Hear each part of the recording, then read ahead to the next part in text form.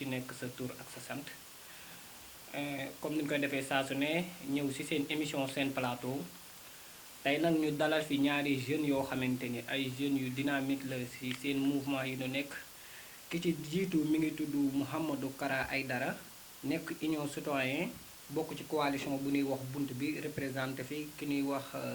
leaderam di Sanokh Sène ki ci topp di Olivier Da Silva nekk ci mouvement bu ñuy wax jub te jubal te mu ànd ak RV ci élection législative yi bokk ci coalition bu ñuy wax Aar Sénégal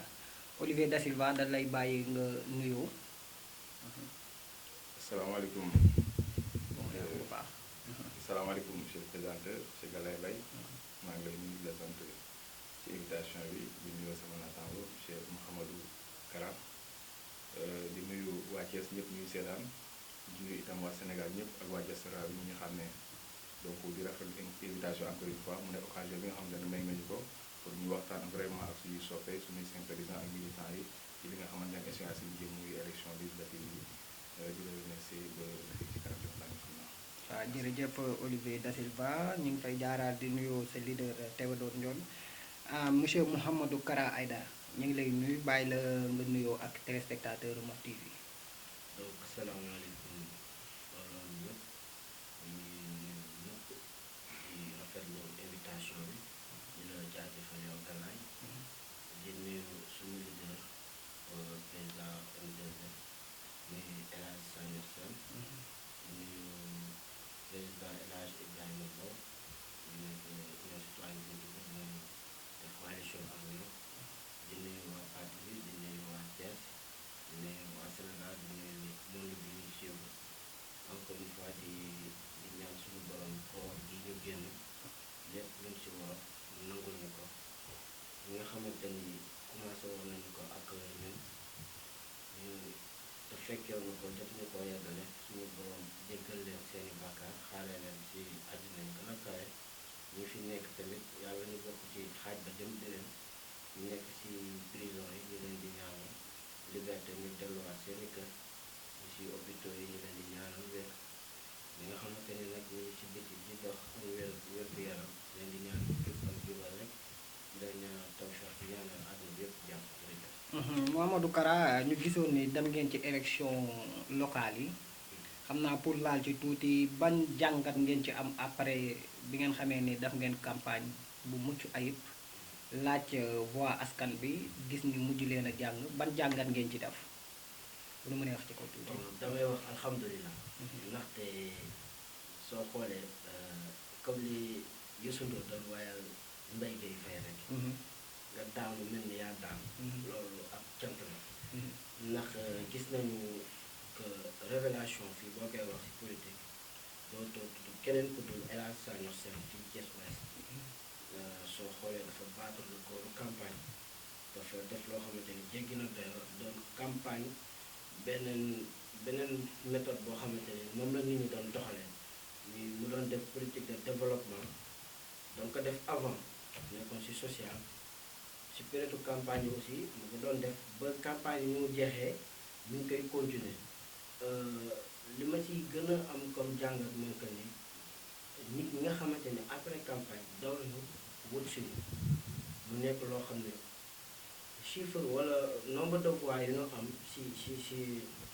élection yi sax dañu wut si mën naa triple ba la loolu kon cant la da ngay gis nit bokk ba commune est wala commune nord ñëw jub sinu donc dañu naan alhamdulilah parce que suñu borom lu mu def rek am na lu tax c'est la première fois it mouvement M2S dugg si élection locale demee woon si récépissé Union Citoyenne mais aussi rëccuwunu ko ndaxte dañ cee gis benn avantage bu kawee kawee bi si njëkk muy côté social bi boo xoolee El Hadj Sanokh Sène mi ngi def lu mu mën si mbirum social bi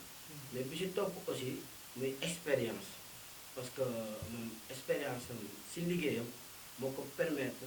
wala mën nañu wax moo ko ñaax mu ne day dugg si langum politique boo xoolee Thiès dafa amoon désordre parce que nit ku nekk yaa ngi doon def li la soobee lu la neex ñu fi tegoon doxal ñu dañoo dem sax ba xeeb nañu suñu Thiès gi te Thiès du lu ndaw si Sénégal voilà donc mu ne moom il faut que mu ñëw xeex te li ko gën a poussé tamit ñun la ñoo ne ko il faut nga ñëw parce que gis nañu ni sa profil permettre na la yow li Thiès doon xeex wala li ñu doon bébét ci leader soo ñëwee toog Thiès yaakaar na ni dina am benn avancement bu bëree bëri par rapport ak ñi fi nekkoon voilà donc expérience am moo ko andi woon ak gëm-gëmam ba tey moo ko fi bàyyi ndaxte nee nañu ku set loxo moo neex a bokkal ndab moom macha allah doo ko tudd fenn ñu naan la luubal na wala def na leneen fu mu génnee këram mi ngi liggéeyu kaayam bu jigee liggéeyu kaayam jaar na kër yaayam jóge fa delluwaat këram kon donc leader la boo xamante ni man li ma gën a poussé si moom li ma gën a attiré si moom muy pas-pasam ak gëm-gëmam parce que daf may yàgg wax ne ma même su ma nekkee maire sax sama liggéey moom laay gën a farloo ba nit ñi du ma leen may fa loo xamante ni ci dañ ma si yebe waaye aussi li may def sama liggéey comme di ko am comme résultat loolu laa fas yéene tamit andilaat ko commune Thiès Ouest ba su ko defee ñi fi nekkoon xam ne liggéeyuñu mais aussi ñiy waaj a ñëw xam ne liggéey bi ñii la donc ma koy remercier encore une fois ci geste boobu di ko remercier encore si maanaam leadership bi mu àndal moom El Hadj Sadio Sène. Olivier dégg nga li mu wax yow nga àndoon ak le président Théodore Ndione ci mouvement Jub te Jubal ngeen demee ci Baniolu CPGE nan ngeen jàngatee résultats yi après les élections ak perte bi nga xamante ni perte ngeen ko. d'accord merci beaucoup laata loolu maa ngi jégalu sama ndoxteelu propos. donc di nuyu sama leader muy le président Théodore Ndione di président mouvement Jub te Jubal. MJTJ donc ñoom ñu fi yebal ñu nekk ay ndaw ñu wóolu ñu lool. donc di nuyu itam ñëpp ñu nekk ci ginnaawam ak waa coalition Aar Sénégal ñëpp. donc élection yi ñu jógee mu élection locale yi élection gox-goxaat yi nekk na élection yoo xamante ne dugg nañ ci vraiment ak jàmm ak salaam génn ci ak jàmm ak salaam donc duñ def lu sant yàlla vraiment bi ñu mayee ñu fekke ko tal ko itam donc ci loolu jàngat bi bëri na mooy lan laata boobu gis nañ suñu leader li ko soob si politique mooy que ni dafa am benn jaar-jaar c'est quelqu'un qui est issu du milieu associatif du milieu sportif dafa nekk nga xamante ne vraiment dafa yàgg œuvre ci social bi mu doon œuvre loolu la dem ba comprendre ak ñeneen ñi ko rapproché xam ni la muy def ci poche boppam am na foo xam ne bu fa yeggee ci la koy gën a mën ndaxte yàgg na dimbali wala dañuy ku plate suur bu la joxe bool yi dañ leen séddi sa morom mu nekk koo xamante ne dafa yàgg wax ni yàlla mayul dafa dénkaane mais am na mën na fu mu yem parce que yenn saa yi da ngay fekk on a été témoin à plusieurs reprises ay nit di ko interpellé di ko di seen soxla donc yërëm askan bi yërëm population bi loolu bokk na ci li tax mu ne man waratuma toog di seetaan war naa dem ba fexe bokk dugg fi nga xamante ne foofu la ñuy noos ko noccee foofu nga xamante ne alal askan bi moom moo fa nekk foofu nga xamante ne l'argent du contribuable moo fa nekk boo buggee changement boo buggee dëgg-dëgg changement fa nga koy awale foofu la faa nga fexe egg dans les instances de prise de grande décision loolu moom moo bokk na ci li tax mu dugg ci langum politique bi donc laata loolu am na leen lu ko jiitu mais bi ñu duggee ci biir daal élection législative yi plutôt élection locale yi jàngat bi mooy on n'a pas été surpris bañ demee di battre campagne fa ñu jaaroon mooy fidéliser les populations waxtaan ak ñoom ñu wax ñu itam fedd lañu encore seen kóolale seen yéene seen mbébét pour ànd ak ñun donc gis nañu que ça n'a pas été vraiment loo xamante ne lu jafe parce que fa ñu jaar rek daanaka dañu daan na par nañ ko ànd ak moom nit la koo xamante ne yàgg nañ ko xam te ba nam meloon la mel ba léegi mësta changé donc loolu mu nekk lu ñu rafetlu la ma jàng personnellement mooy def lu baax rek am solo la ma jàng personnellement mooy def lu baax rek am solo mooy monsieur Théodore Ndione dafa nekk président Théo dafa nekk koo xamante ne ku woyof koo xamante ne ku social koo xamante ne wax dëgg fa daf koy rappeler jaar-jaaram ça n'a pas été rose mais bu demee ba yàlla may ko comme ni ma ko waxee sànq dafa xam ni daf ko war a delloo bokkoo ko askan bi man maa ne may sax mais yàlla dafa dénkaane terme boobu la jàmm di génnee donc ci campagne yi on a apporté de l'innovation au niveau de Thiès mooy lan jéemuñu tricher on n'a pas essayé n'est-ce pas de montrer que ni élection la ñuy dem pour nga dem ci élection certes alal la def ci bokk boo amul alal nga ànd ak ñi am alal nga ànd ak bay borom xel ñoo xam ne seen xam-xam màcc na ci domaine yu ne donc loolu ci la bokk mais ñun on est parti avec nos maigres moyens et toute la population thiessoise du Sénégal et d'ailleurs ont été témoins de l'innovation qu'on a apportée ici n'est-ce pas au niveau local mooy lan suñuy campagne moyen de bord yi bokk na si ñu dem si borom voiture yi borom calèche yi daal leen naan ñun de dañuy dem campagne mais talu ñu dem di loué ji ay 8-8 ay 4-4 yoo xamante ne suñu mooy tollu ñu ko wala bu ñu ko defee itam am na leen loo xam dinañ ko rek suñu vocation ñu ne nañ dem si ñoom ànd ak ñoom bu ko defee ñu def benn caravane def tournée sans faute de population jàmm sante ak ñoom def du porte à porte et on l'a fait à plusieurs reprises on a parcouru toutes les artères de la ville de Thiès mu nekk loo xamante ne moment boo xamante ne boo ko fekkee wala boo demee sur réseaux sociaux nga visualiser encore les vidéos da ngay tu es ému da ngay content tellement la population ils ont été émus émerveillés par la démarche n'est-ce pas de notre leader suufee la woyof bi mu am mu nekk koo xamante ne wax dëgg fa la dafa nekk loo xamante ne encore une fois de lu bees si moom c'est quelqu'un bi nga xamante ne fu mu mën ci dem bu rombee ñaari nit day taxaw gaar sa voiture taxaw nuyonte ñu saafante ñoom bu fekkee ñu naan ataaya ñu dóor ko kaas il continue son chemin donc woyof googu noonu moom moo tax ba élection yi ñëwee amul sens interdit fépp la doon dugg les gens l'interpellaient kañ ngay ñëw suñu kañ ngay jaar fi et cetera parce que nit ñi nit kooku lañu xaar parce que maire proximité la maire dafa nekk koo xamante dafa war a jege askan bi population bi nekk ak ñoom di waxtaan na ñoom di taataan seen xalaat seen i bébét pour mun cee indi ay saafara ca la mu mën parce que nee na moom du diggee lu mu mënul mais la ñu wax danañ xool lañ ci mën a def lañ ci mënul def itam buñ mënee ay partenaires ainsi de suite ñu xool nañ ko mën a defee pour en tout cas boo nekkee ci maire ba ci mairie ba booy génn mu nga mën a am un bilan satisfaisant bu positif boo xamante ne xam nañ fii nga fekkoon waaye jéem nga ko yóbbu ba feneen donc jàngat bi je dirais que ça a été une très grande satisfaction n'est-ce pas satisfaction a été le grand ressenti que nous avons eu au sortir de ces élections 6e pour une première quelqu'un qui na ko xam ne mosul toj fenn politiquement parlant koo xamante ne wax dëgg fa la liggéey wàcc dem seetaan football dem si ay xaritam ay mbokkam jàmm sante population yi fu xew am mu dem fa muy dëj muy naqar ainsi de suite di jéem a taxawu askan bi donc ñu dem ñu génn 6e dañuy ne loolu noonu askan bi la population bi la ñoom ñoo ko may parce que moom day taxaw mu ne gisul dara li nga xamante ne war na ko mën a def comprendrewul li tax population yi bëggee ko nii les gens lui ont dit non du tey du loo def en 52 ans c'est des années en arrière da ngay def lu ndaw a ndaw comme disait la sainte mère Teresa mu ne la goutte d'eau bi toq ci géej gi dafa mel ni lu insignifiant mais sans cette goutte d'eau il manquerait quelque chose à cet océan donc mooy lan la ngay def ak lu mu ndaw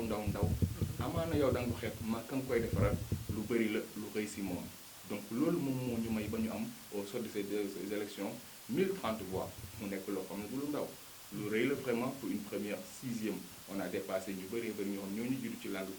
politique bi donc démérité wuñu résultat bi c'était un résultat satisfaisant on a été la révélation à vrai dire si élection yi parce que bu ñu xoolee ñi dem élection sans coaliser je dirais Hervé moo jël premier topp si je ne m'abuse Massali bu kii nii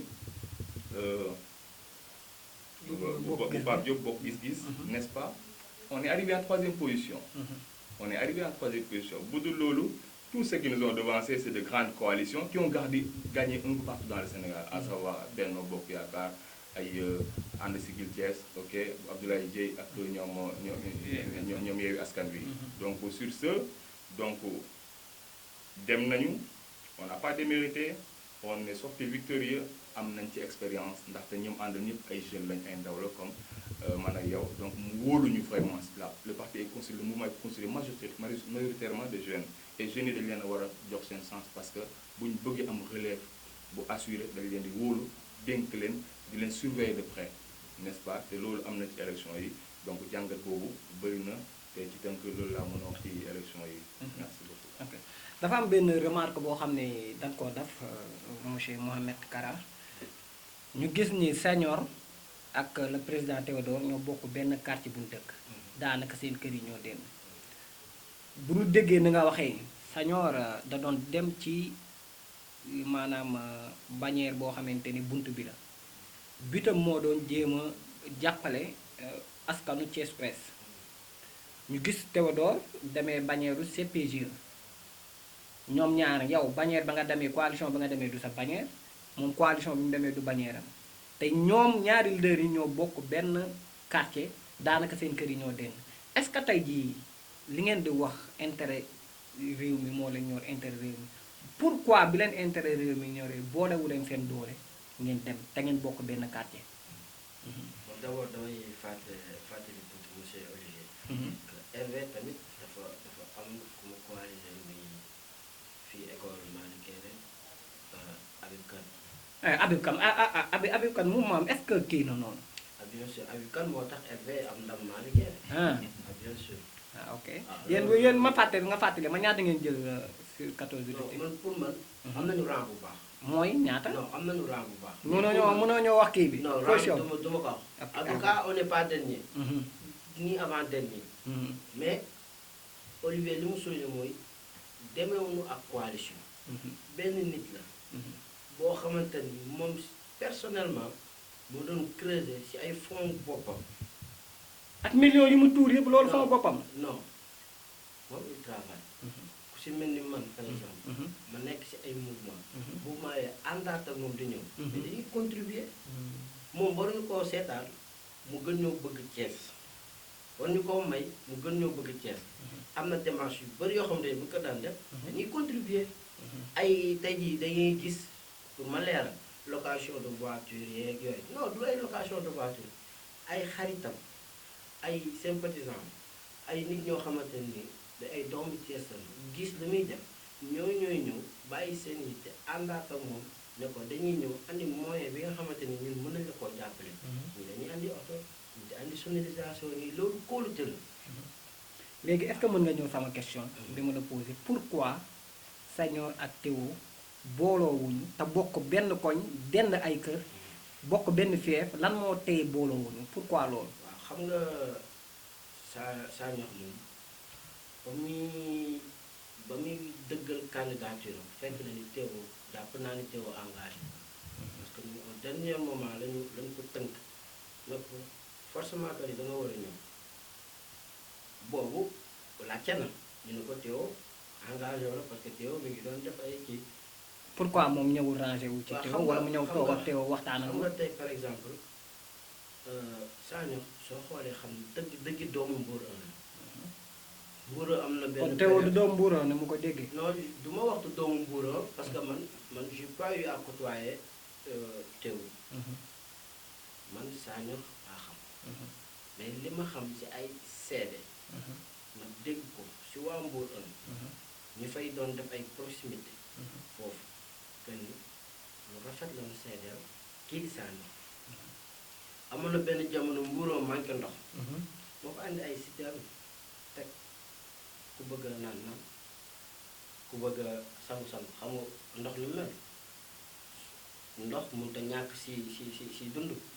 voilà donc moom ba muy engagé wu si élection locale yi ñu amoon nañu certitude que ni Théo romb na ko yàgg na doon liggéey loolu parce que Théo mi ngi doon waaj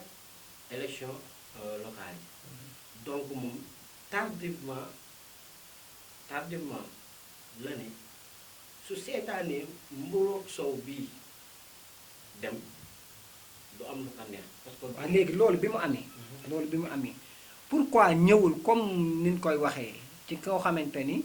Théo doomu Mbour 1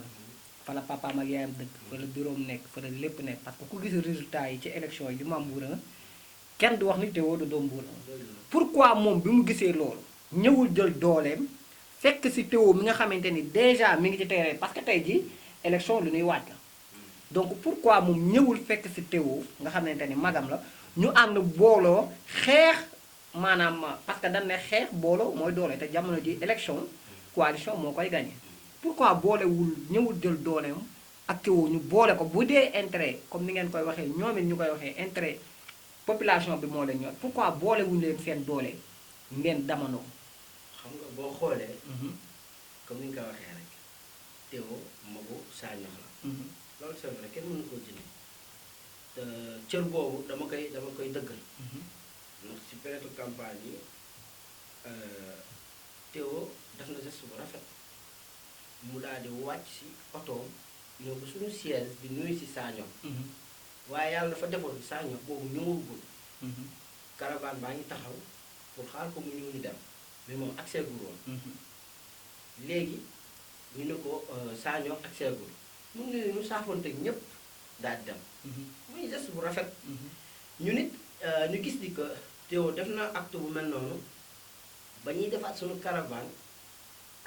su ma juumalee ñu ngi doon dem Thiès noonu ñu daal di ñëw ba ci auto école mooy permanence ñu daal di ñëw taxaw mais bañ taxawee dañoo wàcc si pour nuyu si Théo delloo ko njukkal mais à ma grande surprise dañu doon xaaj wallaay dañu doon xaaj parce que dañoo jàpp ni bon c'était une chose boo xamante ni bon c'est mystique wala genre man je sais pas après ni ñuy xaaj ma ne mère moom saa mën na ko yéegal sa oto ñu dem parce que gis-gis bi nga am man leer na ma ni Théo moom la am mais est-ce que tamit ñi ànd ak Théo gis-gis boobu la ñu am parce que jàppoon nañu ñoom ba Théo ñëwee di nuyu si Saño ñu dañoo nëbbu Saño pour ban intérêt gisuma ko mais Saño accepté léegi ñu ne pour delloo njukkal mu rafet ñoo xam ne ñu ñëpp ay doomu Cees la ñoom ñaar doomu Mbuur lañu kenn mënul dugg seen diggante ñu ne ko wàccal ma nuyu si ko moom Théo gis nañ ko mu ngi génn di ñëw ñu bu ma xaaj ko ba dugg si biir après ñuy xaaj ñu daal taal suñu oto def parce que buntu kër jàmbur wala kër jàmbur boo fa xeexee dañ naan yaatoon ñu daal dem demoon parce que dañoo ragal mais dañoo dem parce que image bu rafet rek la ñu bëgg Thiès am ko te diggante Saño ak Théo ñun duñ si dugg damay ñëw si sa question Saño dafa am benn kóllëre moom ak El Hadj Ibrahima Mbow El Hadj Ibrahima Mbow yàgg ko topp ay mouvement topp ko moom Saño El Hadj Ibrahima Mbow da koo xamal ni bis boo paree ci élection locale yi ma jox la ko Thiès Ouest ba si mairie ville boo bëggee mais est-ce que pare woon na par rapport bu ma déggee ni nga wax ne tardivement xam nga ay élection lu ñuy waaj la du au jour au lendemain ngay xëy daal ne damay dugg def campagne ne noonu segam nee nga da koo jël tardivement est-ce que boobu bu fekkoon intérêt Mbuur moo ko ñor waru woon xëcc te woo ñu toog ñu waxtaan mais bu ma déggee li may expliqué dafay mel ni ñoom seen diggante neexoowul intérêt Mbuur ñor na ko mais intérêt Thiès Ouest moo ko gënoon a ñor parce que tamit bon boo amee sa njaboot nga leen di dundal am na solo trop waaye bu la yàlla wërsëgalee loo xam ne bon beneen njaboot xañ na si day gën a daal di am solo nga jàppale leen loolu waral man la Thiès Ouest moo ko ñor mais pour mu ànd ak Théo lu mën a nekk la lu mënoon nekk la mais est-ce que démarche am na ci ñaari côté yi bon jàpp naa ni que foofu du ma ci mën a xuus du ma ci xuus ndaxte que du dafa tardé si liggéey moom Saño mais dafa yéex a ne dinaa dem si langue gi par rapport ak ñoom Théo ñoom ñu ngi ko doon liggéey ay at ñoom ñu ngi ko doon liggéey ay at te boo xoolee ba xool comme ni nga ko waxee rek am na leader yoo xam ne financé nañu ay millions yàgg politique yàgg def ay démarches yéen génne ngeen ay millions ah non pas ay millions tour ngeen ay millions non pas ay millions pas ay millions non Mbuur Saño avant politique avant élection locale yi li mu si def moo ëpp fuuf ma ni la li muy def si ndax Mbuur fa la wéy juróom bi ko jur dëkk lu mu am Mbuur la récemment rek si korite gi gis nga ay gestes yu mu fa def jox kër mu jox leen ay condiments dugalal leen ko si korite gi loolu day wane que ni moom koñam la am balaa moo dem fenn day béy si wewu tànkam mais maanaam pour dof def démarche boo xamante ni Théo ak Saño ànd loolu benn affaire la boo xam ne dafa positif dafa war a mën a nekk divisé wu na pour mieux régner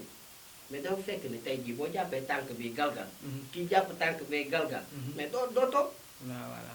doo toog kon donc looloo doon objectif bi dañ doon néewal doole ñun suñu vision moo doon dañ doon ñëw pour néewal doole coalition Benno Bokk Yaakaar bi Mburu ak Sobe dañ doon néewal doole te jàpp naa ni que ni ñun am nañu ndam parce que looloo doon suñu combat kon ku dégg ni mu waxee xam naa am na lu nu wax joo wax dinañ ci dellusiwaat boo déggee ni mu waxee mooy accusé na leen parce que li muy net li muy wax xam naa ni yow ni nga jegee doon secrétaire général mouvement Jubtu Jubal coow loolu muy wax jàpp naa ni fekk na la fa. parce que nee na ñëw ngeen fa bëgg a gis sañoon ñu ne leen new fa ci même jour bi guddi gi ñoom ñu ñëw fa di sañoon ñëw fa bëgg a gis ki nga xamante ni moo di seen leader. mooy magam Théo. waaw mooy magam Théo ngeen bu max Théo xaañ leen ay xeer est-ce que loolu mën nga ma ko nettali laata ngaa ñëw ci question bi mu ko posé pourquoi lien bi amul. loolu lan nga ma ci mën a leeral quoi. vraiment je suis attristé. après dire su ma déggee wax yi ni mel. c'est des accusations graves. wax dëgg fa yàlla ku xam monsieur le maire Théodore Ndione xam ñi ànd ak moom mu nekk des élus disciplinés. élection yi ba élection yi jàll kenn déggul kuloo xiiroo ñaayoo entre ñun. au sein de nous-mêmes wala ñun ak keneen. Olivier dama ça a lay été la ñaan première rek fois. dama lay de grâce de grâce dama laa déglu religieusement. tàll nañu suñuy oto. def déplacement. ba biir kër Théo.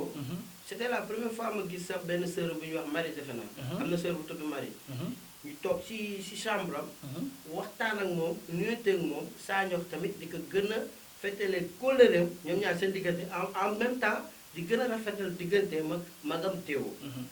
moom Saño def na démarche boobu. ba pare di ñaanalaat encore une fois magam Théo ma Théo dama koy gis nii xaw ma ko woon mais gis naa ay ji yu baax si moom qualité yu baax si moom. dañu daan fekk après kii ñu toog di def ay débrief mu ñëw nuyu nu mais que ni bu waxee ni ay accusation la loolu dama koy démentir. waaw may ko mu leeral après nga démentir. nga wax dama laa déglu religieusement. bi nga jëlaatee parole bi mais naa la nga waxaat fekk nga daa am looy amaat looy leeral. mais ay accusation la yoo xamante ne mun ma ko bàyyi mu jàll ko dëgg yàlla. campagne yi budul chaque jour mais grandement sorti yi ci ëpp j'étais avec monsieur le maire Théodore Ndione.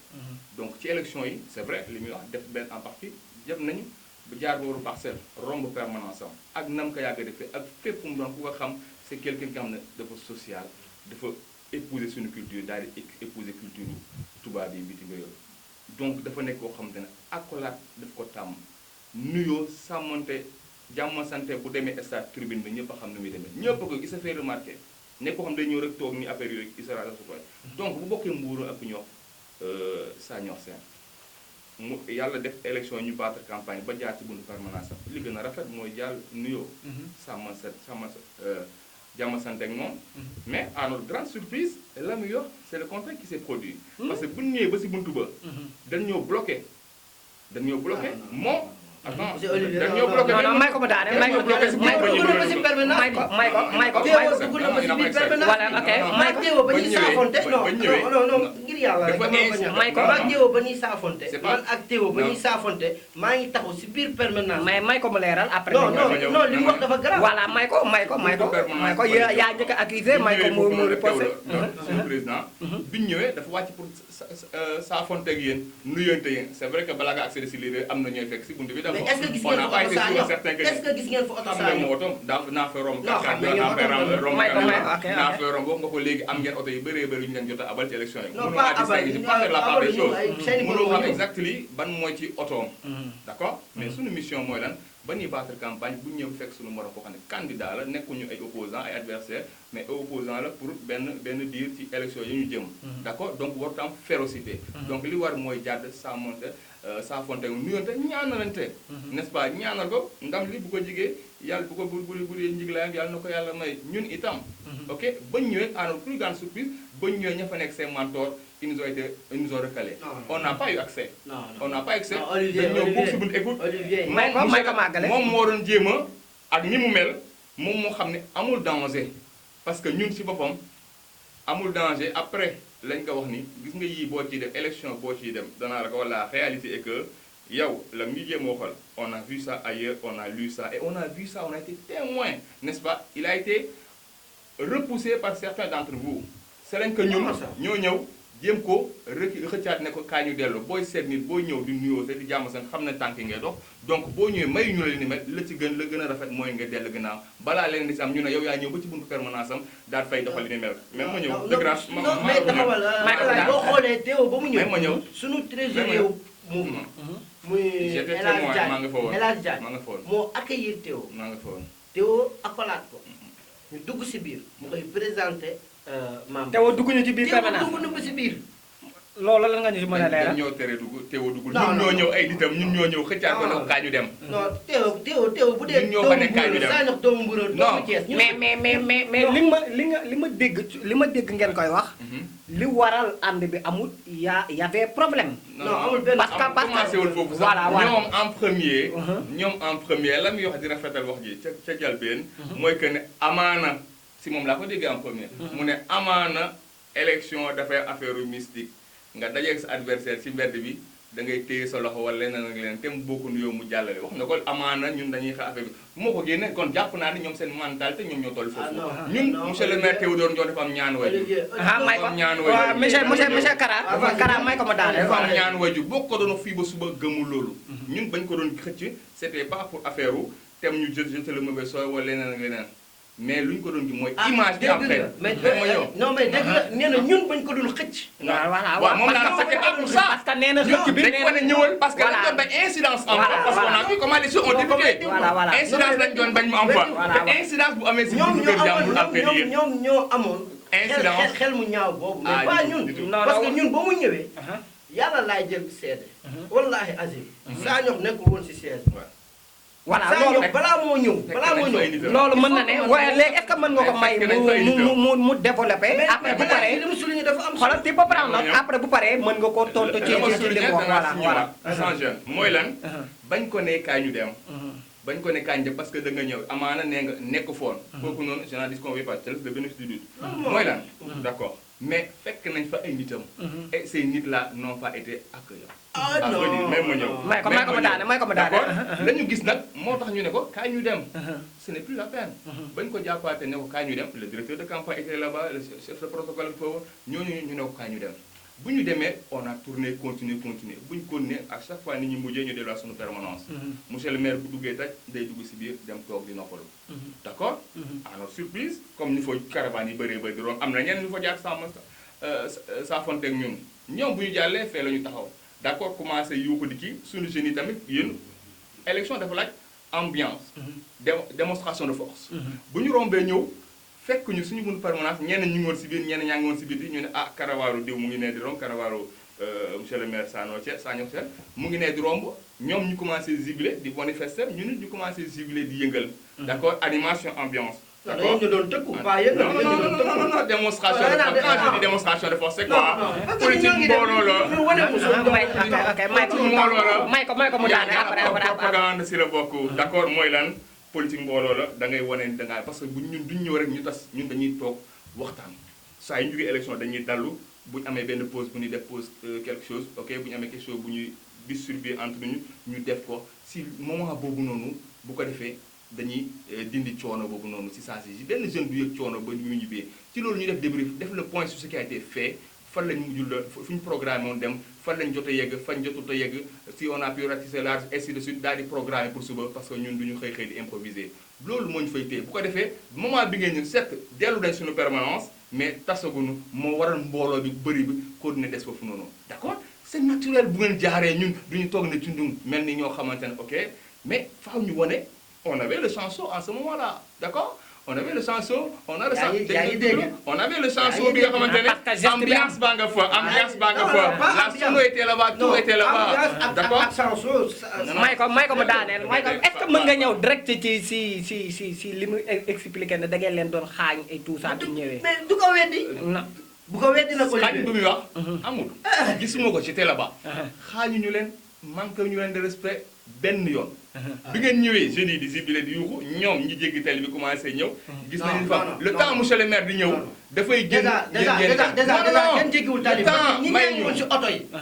nit ñaa ngi woon si oto yi moom Saño ak man ñoo nekkoon ci 4x4 yow ak moom yéen nekk si 4x4 mais si gannaaw lañ taxawoon seeni nit tàllal loxo ma ne ko maire mu ne ma ko teewoo tey dafa la seet si woon seeni nit ñu bëri wàcc nañ di ñëw oto bi nga dem nuyu permanence sa ma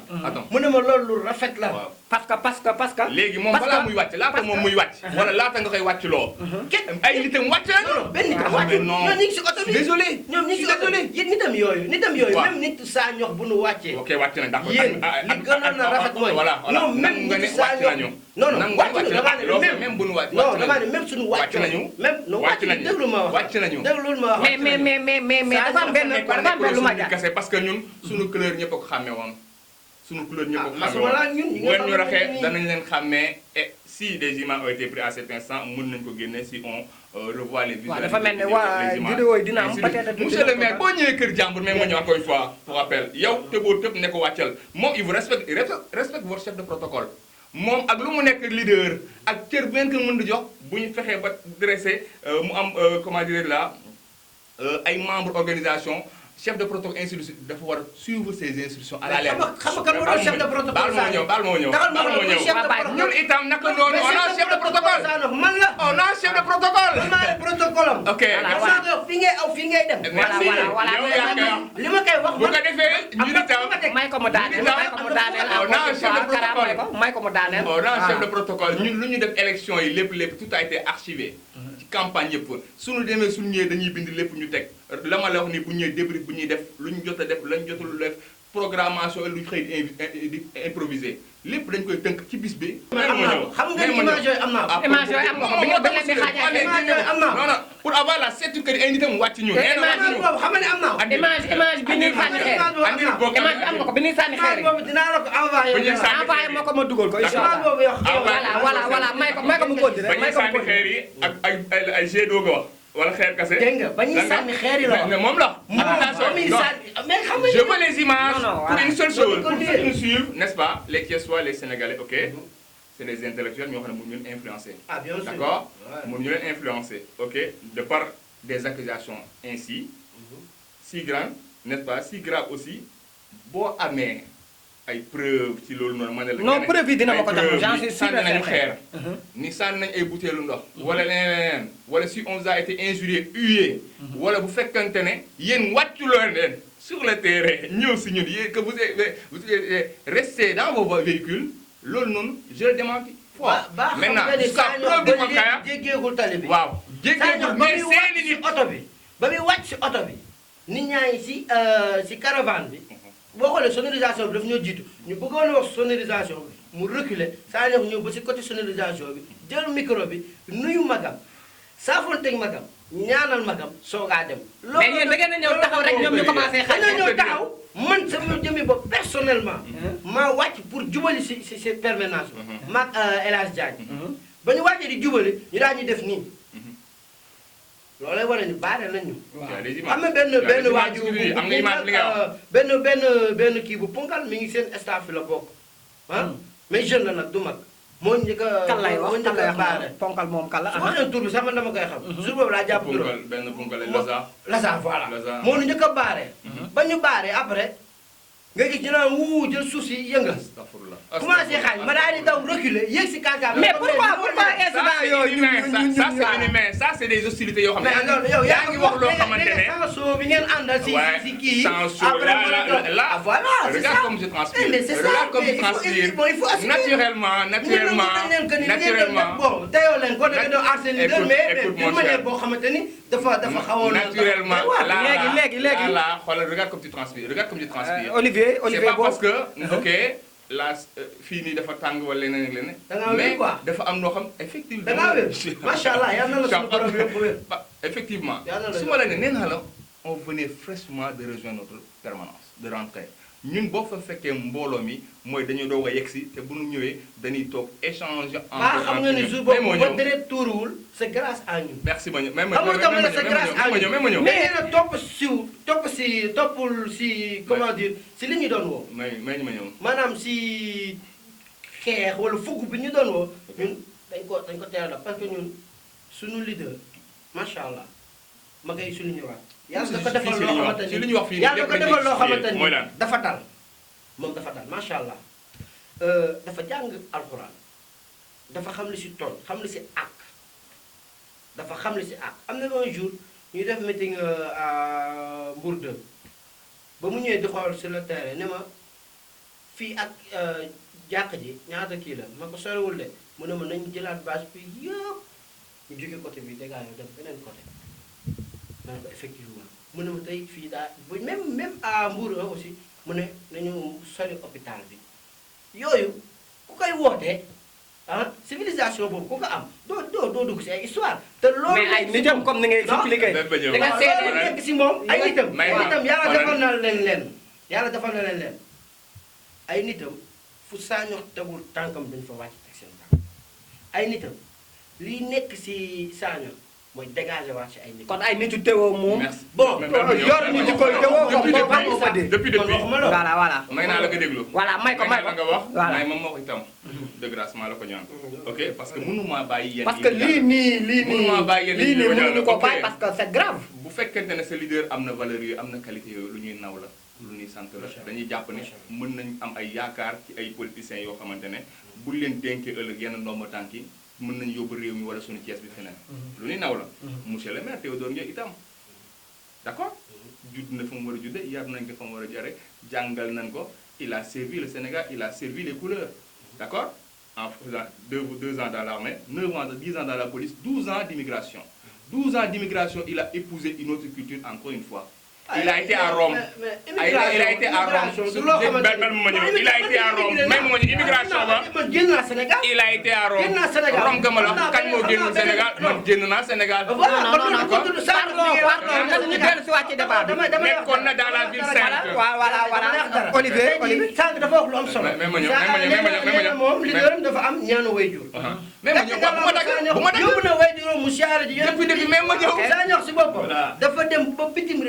fa am xam-xam ñëwaat Sénégal toog ne te lañ ko doon fay mënoon na koo jëriñ mu ne mais dama ñëw Sénégal ngir investir recommencer à zéro di mi ngi ci auto emploi mi ngi am au moins ay nit yoo xamante ne ñi ngi liggéey mu leen di fay sax voilà il faut savoir encaisser de même laisse-moi la latitude d'accord la courtoisie d'accord c'est un geste de noblesse wax nga may mox c'est toi qui m'as invité dans ce terrain boo ci dugal lu ma dugg nee nga sa leader dafa jàng alxuraan macha allah on applaudit d'accord sama leader itam nekkul koo xamante ne bàyyi ma la war a nekk koo xamante ne dugaluñu ko fañ ko war a yaruñu ko fañ ko war a yee il a été à Rome su ma nee Rome dans la ville sainte d'accord du catholicisme là où il y a le siège du pape d'accord fa la daan nekk di fekk ay jàngale ay xutba ay homélie pape bi ak ñeneen ak ñeneen il a eu la chance de voir la dépouille de Saint Jean-Paul II bi mu gaañoo loolu bokk na si li ko tax ba bu def ba mu ñibbisee mu ne day ñibbisi parce que nee na jom mooy tukki mais ful laay ñibbisi. jom mais bu ma dama bëgg ñu dellu fa xoolal. mu ne ñibbisi ba mu ñibbisee.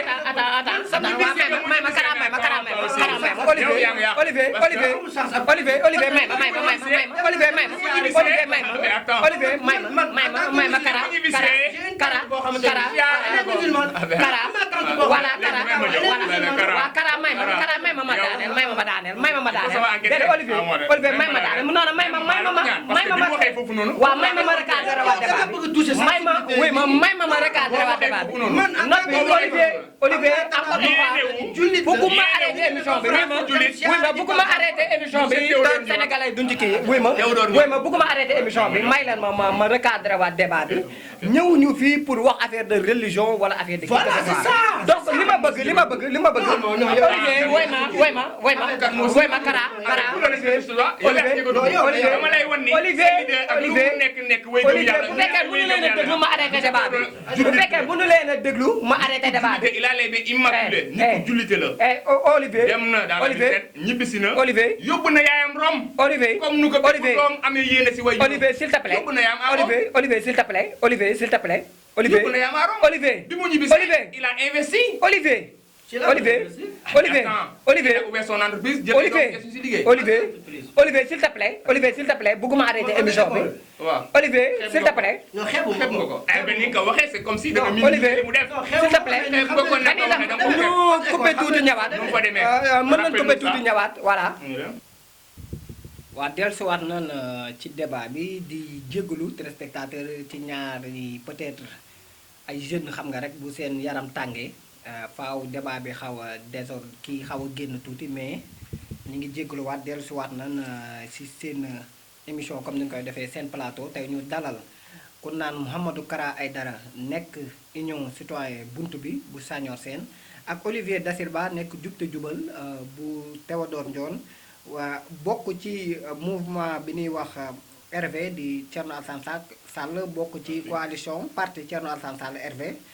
bokk ci coalition Aar Sénégal tey ñoom lañ teg suñu plateau nga dégg waxtaan bi fi mu toll donc pour dellu siwaat ku dégg ni coow li demee day mel ni question bi ma doon posé ne y avait problème avant les élections parce que Kara bu ma ko déggee nee na président seen président muy Sagnor ñëw na ba biir kër Théo seet si benn leader bu ñuy wax rakku Théo la bokk ci beneen parti bu ñu waxee tamit gis nañ le président Théo si ay image yu bëri ay leader yu bëri gis nañ ko fi mook Mamadou Lamine Massaly bu ñu dajee ba mu fopp ko noonu gis nañ ko ci caravane ki nga xamante ni moo di waa Siggi jot na bu Ablaye Dieye gis nañ ko ci mu dem ba dugg siège waa Siggi jot na ci beneen yoon mais à notre grande surprise dégg nañ li nga xamante ni moom la Kara wax muy loo xamante ni lu image yi xam naa dina ma ko envoyé ñu gis ni ñëw na ci seen permanence yéen a njëkk ñëw ci permanence am ñu ne leen ngeen ñu accueillir leen bu baax ba pare dalal leen ngeen ñoom ñu retourné ñëw ngeen leen di xaañ ay xeer di leen yuuxu geste boobu ba tey leeralagu leen ma ko carrément lan moo indi loolu. D'accord, merci beaucoup. Moi, je te parle des faits. et s'il te plaît ñu yem ci débat ci kii boobu. voilà Kara nga bàyyi ko ba mu daaneel après nga mën a. li am laa lay wax. moom laa lay relater soosu boo yokkuma ci dara. on a été mal accueillis. nee na seen leader nekk fa woon. kooku pour le bénéfice du naa ko bàyyi. d'accord mais fekk nañ fa ay nitam. et seen nit yi seen nitam yi fa nekkoon noonu ils n'ont pas été accueillis. hostilité moom moo fa amoon loolu moom moo tax ñun en premier ñun ñoo fa jaaroon ñu ne bu fa leneen amee dañuy ne que ñëw la d'accord ñun ñoo fa ñëw ñu ne ko nañu dem parce que naturellement buñ ko fa bàyyee moom day dem day yegg foofu noonu ñu ne ko nañ dem continuer chemin ñoom bi ñu ñëwee fekk ñun def nañ suñu tournée ba dellu si ndax ñu dañuy teel a génn ok bu ñu demee ba dellu si toog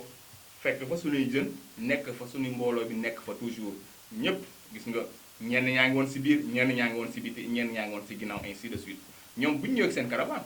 d'accord ils ne sont pas passés inaperçus la sono et tout xam nañu caravane avec les couleurs et tout xam nañu caravane diw la bi mu ñëwee itam les jeunes étaient là-bas dehors d'accord avec la musique l'ambiance et tout ba ma la nee sànq le chant chaud si terrain bi ñu doog a jógee ambiance jeunes yi gis nañ suñu caravane ni mu mel bu ngeen demee ci réseau gis ngeen c'était folklore animation bi ainsi de suite jeunes yi lañ daan demee mbégte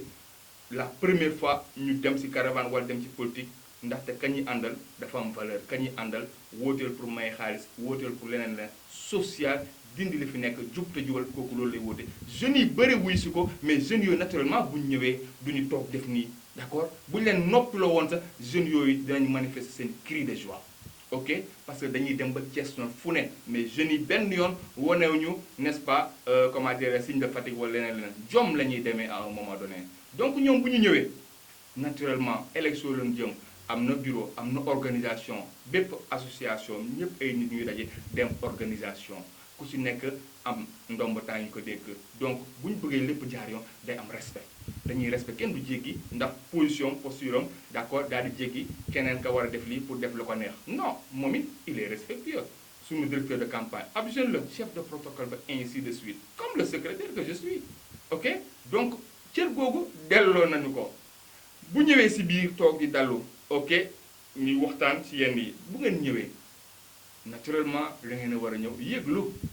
d'accord on vous a senti à travers la musique n'est-ce pas qui est au dehors mais da ngeen yëglu nit ci yéen dana ñëw présenté nii ak nii ak nii kii dafay laa doon seet nii ak nii parce que voilà dañu doon jaar bëggoon ñëw saafonte ak moom d'accord loolu amul parce que ñoom ambiance ban doon def ñoom ñu koy def ok nee na wàccul je démentis encore ça ñoom wàcc nañu léegi moom le temps muy wàcc foog mu am loo xamante ne jox ko lante nañu ko mais loolu jotul am monsieur le maire Théodore Ndione ku ko xam ñun bu ñu ko newoon toogal doo génn sax il va chercher à sortir ndax lan danañu expliquer danañu jéem a convaincre bañ ne ko ah bu dee noonu la demal mais eggun woon foofu noonu ok bu ñu waxtaanee bi muy génn parce que amul benn problème pour mu bañ a génn jàpp sàmmante ak moom wax na ko sànq ñoom ñoo bokk Mbuuran monsieur le maire Théodore Ndione diggante Song Wango Mbuuran kooku noonu ku ko fa xamul quelqu'un qui est issu du milieu associatif sportif koo xamante ne football na équipe nawetaan civile yëpp d'accord toute sa vie durant terrain yëpp la fréquenté ku ko xamul biir Thiès biir Mbuuram way juram ainsi de suite ñëpp a ko xam séeréer yi dañu bëri mbokk fii ni à Thiès musulman comme chrétien ok dañu bëri mbokk chez les séeréer ngay dem rare ngay dem ci ab famille boo xamante ne musulman kese wala chrétien kese ils ont des parents des cousins ñaari boor yëpp d'accord donc yar gan ko yaree du gàntu nit d'accord dana la accueillir ak ku mu doon ak fu mu munti doon dana la accueillir déglu la waxtaan ak yow mais ça n'a pas abouti ñoom amaana nanu commencé woon fële d'accord dañ doon xalaat en retour ñun ñu delloo li ni mel d'accord donc seen patience peut-être a eu des limites seen patience a eu des limites parce que mënuloo ñëw kër jàmbul nii rek ay toog moom mu génn comme si ni c'est un kilifa. mais nee kilifa mooy seet si morom na ci biir waxam. ok monsieur le maire Théodore doon na génn ngeen delloowaat ko. non je demande ça. bàyyi ko après di nga delloowuñu ko. delloowuñu ko benn yoon. ñun ñoo nekk si biir ak moom. ñun ñoo xam ne xew moom bi muy génn yéen ñee ngi dem loolu mën naa ko confirmer à un moment donné bu nu waxtaanee ba yégal ko kan mooy ñëw ak lu mu ngi doon jéem a génn. d'accord ci génn boobu noonu yéen a ngi ne moom laa am votre patience a eu des limites. non votre patience a eu des limites. bàyyi ko mu pare nga jël. voilà je suis désolé. xaañ ñu leen benn yoon. kan moo leen xaañ si yéen xanaa du ndaw bu bokk si ñun xanaa ndaw boobu si yéen la jógee n'est-ce pas ñëw pour sànni may ma parce que ñun am nañu expérience à tout d'accord am nañu expérience à tout. ok on a été am nañu expérience à tout mooy lan lan ñuy accuser bunte ñu à première mu ne dañ leen a sànni lan ak lan bu ngeen ñu infiltré ngeen sànni mënuma xam. d'accord may ma ñëw mais est-ce que sànni amoon na. sànni amuñu on a été très poli durant toutes les campagnes. mais lan la fi wax on a été très poli. kon ñu koy def si ñun la bokk. non bu fekkente ne am nga preuve ku sànni bu fekkente ne am nga les vidéos les images bu fekkente ne am na ku sànni moom laa la wax bu fekkente ne am na ku sànni ñun ñu àndal ñëpp xam nañu leen c'est pas des gens yoo xam ñoo jógee ñun ñi ñu àndal ñëpp xam nañu leen. mais sànni am na fa wala amu fa jeunes ya ma ànd sànni amul. waaw léegi nga may ma léegi yow bu fekkente ne nee na confirmé na ne am na les vidéos ma ne bu confirmé ni am na bu fi génnoon image duñu gis benn suñu nit te gëm naa ni fii jusqu'à preuve du compte mënu fa génne image bi ni ba xam nga ni Sagnokh moo njëkk a wax. mënu fa génne Sagnokh moo njëkk a wax. vidéo yi ngeen préparé woon di jël ko pour sama diggante Théo ñu war ko médiatiser dugal ko si net bi wane ni que ni ñun ay frères lañu lii topp si na ngeen fexe ba vidéo yi bu mu génn. ma ne ko maire bii nii mu ne ma xanaa gis ma ne ma déedéet lu rafet lañu tàmbalee te lu rafet la ñuy terminé moom Théo sama frère la te dama koo jàppee comme frère. mais tey nee na. mais tey boo toogee ci plateau bi Maf TV. accusation yoo xamante déglu may ma après nga expliquer lii léegi fi mu ne nii Sénégal yëpp dina yëg ni y avait confrontation entre le président Théo et le président Sagnokh Sène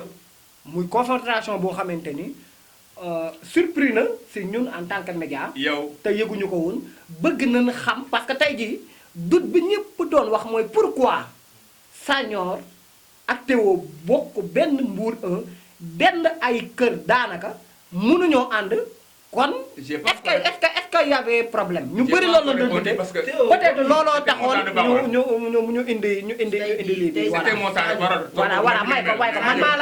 la dagg may ko mu. Sagnokh ba muy dem si. je pense moom toon na suul ba pare depuis sànq laaj nga wax. non may ko s'il te plaît. si langue ji. boobu Théo mën naa wax daanaka noppi na lépp. mais sànq dafa wax lu am solo dama ciy ñëwaat. mu ne nit ki balaa ngaa dem si moom. da ngay yëglu. pourtant ba muy ñëw si ñun. mais yëgaluñu. ba muy ñëw si ñun. Théo ba muy ñëw si ñun yëgaluñu ah.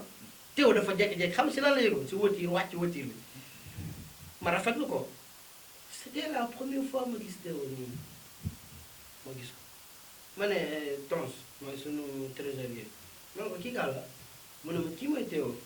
waaw kii mooy Théo mu ne ma waa ma ko dugal ko si biir Tons dem sax ko laaj ko dugal ko si biir ñoom ñoo wàcc xëccaat ko. génn ko permanent ñoo ko génnee Théo ba ñu koy génne Théo mi ngi def naan nii. Théo tellement que moom sax man après dama jaaxal parce que moom dafa àndoon ak tranquillité am sourire xam nga. ma ne noonu le gars il est bien. li mu wax amul mais di mu àndal mënuma ko bàyyi mu ñoo continuer ñoo ko malheureusement. xëcc. non loolu yow ñoom ñoo ko xëcc xëcc. mustaam. léegi ñu ni su ma la nee. may ko may ko la daaneel nee s'il te samay plaît wax Olivier samay wax effectivement. Olivier may ko mu daaneel su ma après la di nee nga monsieur le maire Théodore Ndione dafa xam ni protocole dafa am yoon dafa am fooy jaar. Mais pourquoi boo ñëwee ba kër jàmbur da ngay yëg. mais pourquoi boo Olivier ñëwee ñañ fa fekk ñoom la ñuy nuyoo. Olivier sàmmante ñu en premier laajte ana kilifa gi. Olivier malheureusement amuñu loolu noonu. Olivier may ko mu non, daaneel non, fan Olivier ngeen may ko mu génnee daaneel Théo. lan génne wala nga si siège bi. si seen i non non non si seen siège ban. non doon si buntu bi attendez. parce que c'est à deux pas de la route. Théo man maa C'est à ngi deux si biir pas de la siège route. bi parce que siège bi dafa am ay gris. peut-être Olivier gris loolu lépp Olivier nga fa. peut-être loolu li nga souligné ñun dina na fexe ba toog ak le président Théo bien sûr. émission te lii dinañ ko soulever waaw mais tey jii bu mu déggee tey jii ñaari jeune maanaam ki nga xamante ni mooy chef de protocole Sagnon ak secrétaire général bu Théodore li nu souligné wane na ni Théo ak Sagnon musuñu juboo moo indi non non parce que bu fekkee coow dafa am entre diggante ñaari camp yi te ñaari camp yi bokk benn bu fekkente ne dafa am chef de protocole boo xamante ne moo koy déconseillé wala moo koy conseillé li nga xamante ne ñun bokkut ak valeur yi ñuy épouser mais yéen bokkut a ngi ko wax ak la nga xamante ne si non non non may ma non non may désolé en tant que chef de waaye dafa protocole wax am solo may ko damay wax may ko mu daaneel nga ne ci côté jalousie dégg naa nga ni jalousie may ko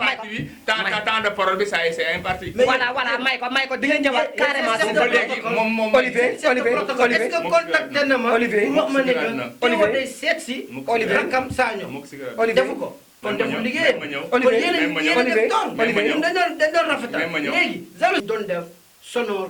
comme présence dafa amoon bruit bu grave bu ñu doon def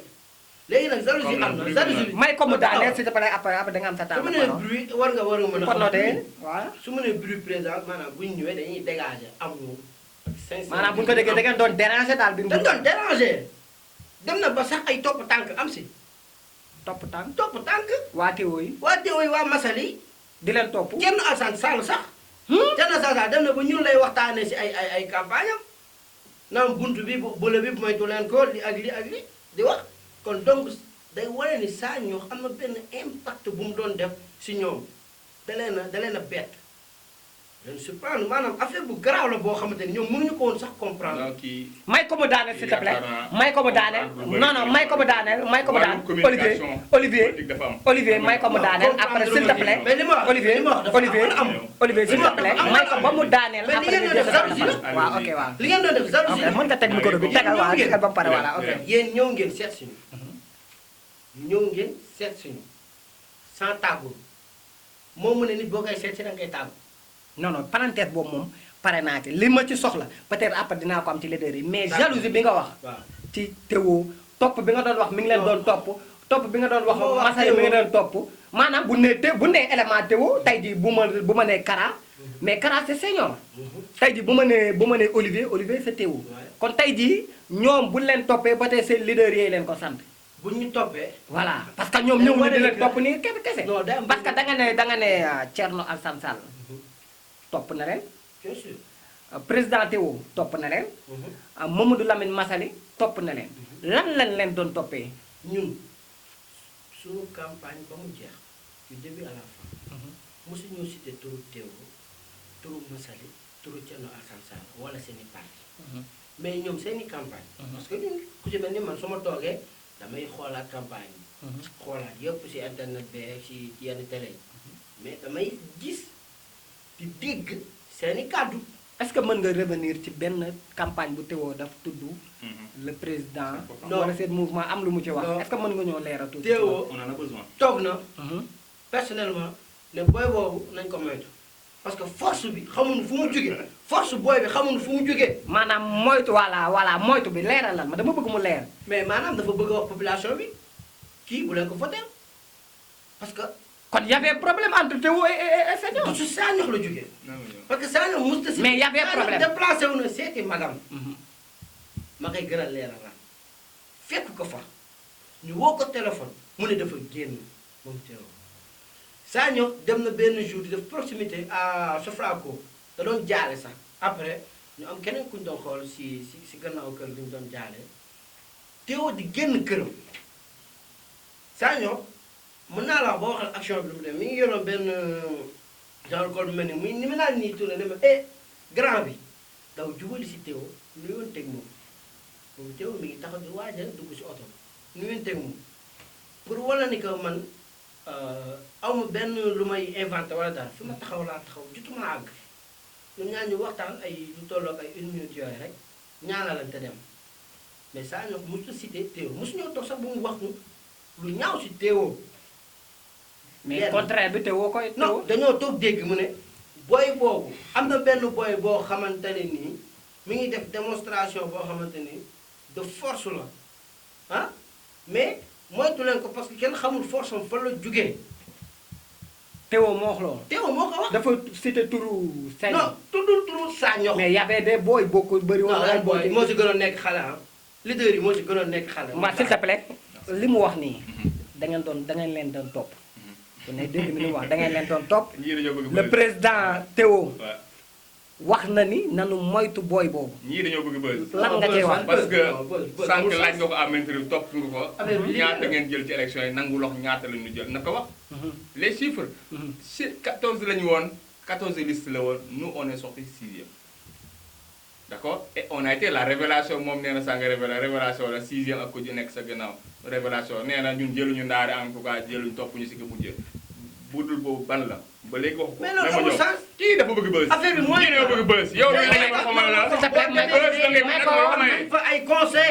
may ko ma daal suñuy conseil fa toog. waaw may ko kon donc la ngeen fa am lañ fa amal. waaw may ko ma daal après nga kon na. non ban boobu teew nu ñu mën a may ba. may ko man personnellement gënuma siiw. waaw may ko ma daaneel Kara après nga nga ko voilà loolu continuer ci débat ba ci lancé bi nga ne woon peut-être après dañ ko bàyyi sa xel mi ngay fooyee parce que quand tu boo toogee fii devant tout le monde devant tous les Sénégalais nga naan Théo gënu la siiw yaa ngi wax loo xamante mais Théo à part poster am yi mu taf si mbedd mi. su ma jëloon samay poster taf si mbedd mi. mais ay mbokk ma ko votel. mais il a 1033 ay mbokkam ñoo ko votel. voilà Théo dafa liggéey. Théo ay. Théo nee naa la armée la njëkk a jaar. non wax ma lan li mu wax remet dellu si question mooy que ne da ngeen leen doon topp le président Théo a dit ça. ñii bës dañ bëgg. le président Théo a dit que ni nan moytu booy boobu parce que booy boobu démonstration bi muy def kenn xamul fu mu jëlee lii et ça et ça. da koy loolu la ngay weddi la ngay weddi. may ko ma daane waaw waaw. ñëw si lu en 2 secondes. da ngay li mu weddi. doon wax sànq parce que damay bañ mu lëre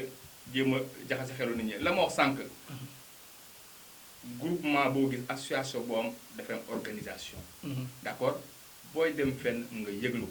suñu ñëwoon bëgg a def visite fenn wala ñu bëgg a def leneen dañuy yónnee lettre yónnee suñu ndaw courrier wala téléphone. waaw ba ngeen di ñëw si ñun lu tax yëgluwoo leen. campagne la woon même ma ñëw encore une fois dañ doon romb encore une fois ma leeral ko. ñu nit dañ doon romb. voilà kon foofu noonu bu ñu ñëwee foofu noonu nekkul loo xam ne lu ñu préparé woon woote téléphone à l'avance wala yónni ab courrier. même voilà foofu est-ce que parenthèse boobu mën nañu ko bàyyi. waaw ba ñu ñëwee foofu noonu. Voilà, voilà. donc la mu def mooy boo yeggee nuyoo da ngay laaj ana kilifa gi ñu ne la kilifa gi nii wala. Mais ñu présenté la staffam ñu ne la kii mooy lii kii mooy lépp ñooñu ñoo la yegg mais loolu jotul am. voilà parenthèse boobu bàyyi ko waa di leen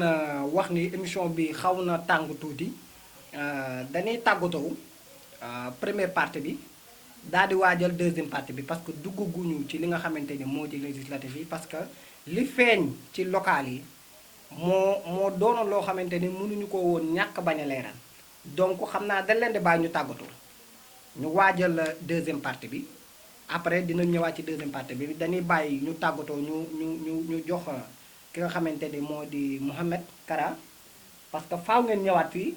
ñu leeralaat lu bëri doogu dugg ci législatif yi lan ngay tàggatoo. incha allah donc xanaa di la jaajëfal. di nuyu ñi nga xamante ni ñu ngi suivre Mak TV di invité Sénégalais yi Thiessois yi waa diaspora bi ñëpp ñu abonné ci chaîne bi te xam ni seen doom seen xarit moom si dafa liggéey mucc ayib muy galaay di jàmbaar loolu voilà di remercier encore une fois sama leader président M2S membre de la coalition Union Citoyenne Buntu bi muy El Hadj Sagnokh Sène di nuyu président El Hadj Ibrahima Mbow di ko ñaanal njëkkatam bi mu am ci législative yi bi mu am ci Sénégal suñu borom dooleel ko ba mu jot si mën see liggéeyal askanu Sénégal bi yëpp di nuyu sama waa koñ muy Randoulène bi ma dëkk di nuyu ASC Gone Randoulène di nuyu ASC Jaloore di nuyu ASC Atomique di nuyu ASC yi nekk si Thiès gi yëpp ndax man dama bëgg sport di nuyu sama nawla bi sama naataango bi nga xamante ni moom laa amaloon émission bi di Olivier di jàmbaar loolu di jeune bu am ambition voilà di nuyu waa parti bi yëpp di nuyu waa mouvement M2S di ñaanal waa Sénégal ñaanal waa àdduna ñëpp am jàmm merci beaucoup. Olivier lan ngay tàggatoo. donc bu ko defee rek boobu mayee ma am lu ma dolli as tuur rek si ñaar mooy wax dëgg fa yàlla monsieur le maire Théodore Ndione wax dëgg fa yàlla candidat comment dire là à la députation nekk dafa nekk am cër la si doomu aadama donc cër boobu tax na ba bi mu doon battre campagne le maire sortant bu commune Thiès Ouest sax daan na wax ñu ne ko am na ñeneen ñu gisee ne muy leeral ni moom lu muy attaqué ce n'était pas la personne du maire sortant mais c'était la gestion loolu lay attaqué lu am solo la te danay wax ni duma sëkk jëf bu amee loo xam lu rafet def na ko dana ko wax mais nag boo yoree mairie ci at yi bëree bëri am na loo xam ne waroon na faa feeñu ci loolu la ñuy wax donc sur ce lu ma si bëgg a wax rek mooy lan que ni déjà ñun nag saa ñoo bokkuñu couleur parti donc ñun insisté wuñu benn yoon ci couleur parti bi donc ay xarit lañu ay mbokk lañ ay dëkkandoor lañ ñoo bokk Mbuur nekk ay jeunes ay ñoo xam ne ambitieux la ñoo xamante ne yàlla ba mu leen may dañoo ñëw investir pour doomu Thiès yi population ak ñeneen ak ñeneen daal di ñëw comment bu ko defee ñu fas yàlla jaarale seen wërsëg ñoom ñu ñëw tamit daal di jël seen wàll. donc li ma doon wax rek mooy que ne élection moom boo ci dem wax dëgg fa yàlla faagu communiqué si wàllum couleur bi. donc bi ma dugg see sax dama foog ni waa RV ñoo fi toog avec le club parce que ñoom. au sortir des élections mais yéen ak Hervé yéen a ànd ci. waaw loolu laa foogoon sax ma ne mais comment man dañ ma noonu waa kii la buntu bi laa fi jàkkaarlool. donc ma defe ne parce que au sortir des élections ndeysaan ils ont été très vite oubliés. da leen a fàtte vite fait parce que voilà. bul duggaat ci débat parce que y a deuxième partie. s'il te plaît d'accord man du ma ko doon sax. voilà tàggatoo. donc c'était ça. donc waxtaan bi am na solo di la sant bu baax a baax di la gërëm ci invitation bi. di sant aussi population bi nga xamante ne vidéo yi dinañ ci jot dinañ ko seetaan donc di jéggalu bu baax a baax ci kàddu yi bu fekkente ne am na lu si dëng ñu xam ne ñun la bu amee lu ci rafet dafa xam ni borom bi la vraiment parce que ñun dañuy kase dañ fi ñëw juste pour leeral donc surtout wax dëgg fa la inciter les jeunes à entrer dans la à faire la politique xamal leen ni ñun réew mi suñu loxo lay mujj. war ñoo toog di seetaan parce que boo bëggee changement da ngay jug nga engagé wu si tu veux vraiment que ça cesse si tu veux arrêter de subir il te faut t'engager sinon tu vas continuer à subir donc loolu la woon suñu leader wax dëgg fa la en l'occurrence monsieur le président Théodore Ndione mi nga xamante ne tey keroog defoon na point de presse di fidèle encore une fois di wax Thiessois yi ak sénégalais yi suñu ancrage ci parti bu ñuy wax réewu ngor muy république de la valeur plutôt république des valeurs bu président Thierno Alassane Sall jiite tey umpale lu kenn asia ci coalition bu mag a mag bi ñu taxawal muy coalition de l'opposition muy coalition de la rupture pour une rupture alternative n'est-ce pas à l'assemblée bi nga xamante ne assemblée nationale bi nga xamante ne moom la ñu am parce que gis nañ assemblée dafa am ay députés yoo xam ne dañuy taxaw daal di naan man député dama lay dagg parce que nee naa la yaa deuxième partie bul dugg foofu donc dañ koy dagg parce que moom jàpp naa ni dafa bëgg a dugg ci deuxième partie bi da leen di jox dig daje di gërëm avant di gërëm téléspectateurs yi nga xamante ni ñoo safoo di seetaan chaîne bii di Maf TV di nuyu ki nga xamante ni moo di Mouhamadou Kara Aïdara nekk union citoyen bu bunt bi bu Sañor di nuyu tamit Olivier Da Silva nekk jubte jubal bu Théodore Ndione di leen jox dig daje ci fan yi néew ci deuxième partie parce que moom Mouhamed dina fi ñëwaat ki nga xamante ni moo di Olivier ñoom ñaar dina leen invité waat pour dem ci deuxième partie bi nga xamante ni moo di législatif yi nan lañ ci fas yéenee demee ñaari partie yow bi di nuyu téléspectateur Maf TV yëpp di leen gërëm yéen a ngi woon seen émission seen plateau jërë ngeen jëf